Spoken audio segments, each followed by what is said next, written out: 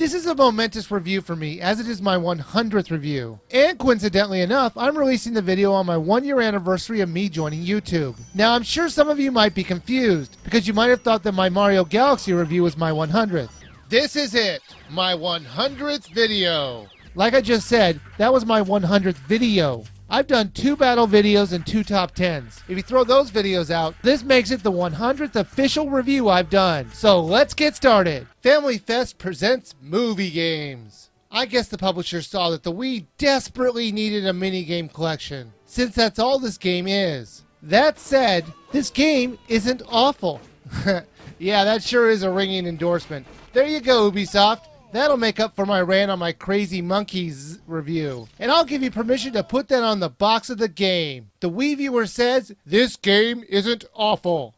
It at least tries to take a fun stab at the movies we all know and love. There are 5 movies in the game with 3 minigames in each one, plus a bonus one for each movie if you can unlock them. The movies aren't named after any famous films, but you can pretty much tell which movies they're reenacting. Inca Temple, Haunted House, The Pirate Ship, no, not the first one, the second one.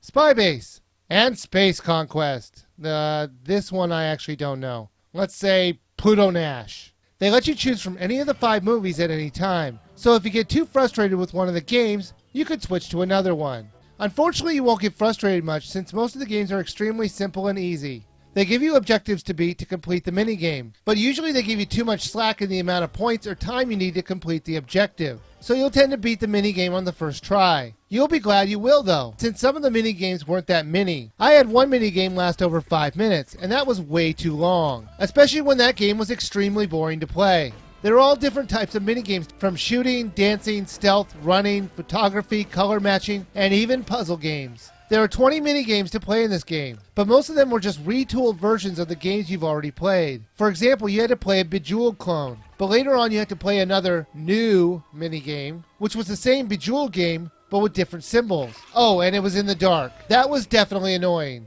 When you start and end a level, it always has a cutscene, which is not skippable. They were fun to watch and did a good job of keeping the mood lighthearted. As you go through the game, you'll wait on loading screens. And while they weren't excessive, they sure were weird. They were just some random character dancing for you. Almost all the controls work well, with the exception of the dancing minigame. In those minigames, you had to jerk your Wiimote and nunchuck at the correct time, but it would often not read it, so this is the only game where you might have a problem winning, and it's only due to the control. You can unlock a multiplayer option. All you have to do is beat a certain amount of minigames, which, as I mentioned before, is very easy. You can play the minigames with each other in a tournament mode, but the problem is that none of these games are exciting enough to want to play with another person. But the major problem with the game is the replay factor, as there is none. Sure, you can replay the games, but with the exception of the Bedazzled clone, you won't care to. And honestly, I doubt you'd even play the Bedazzled clone either. I could see young kids enjoying this game as the controls are very simple, and the cartoonish graphics were amusing enough to keep their interest.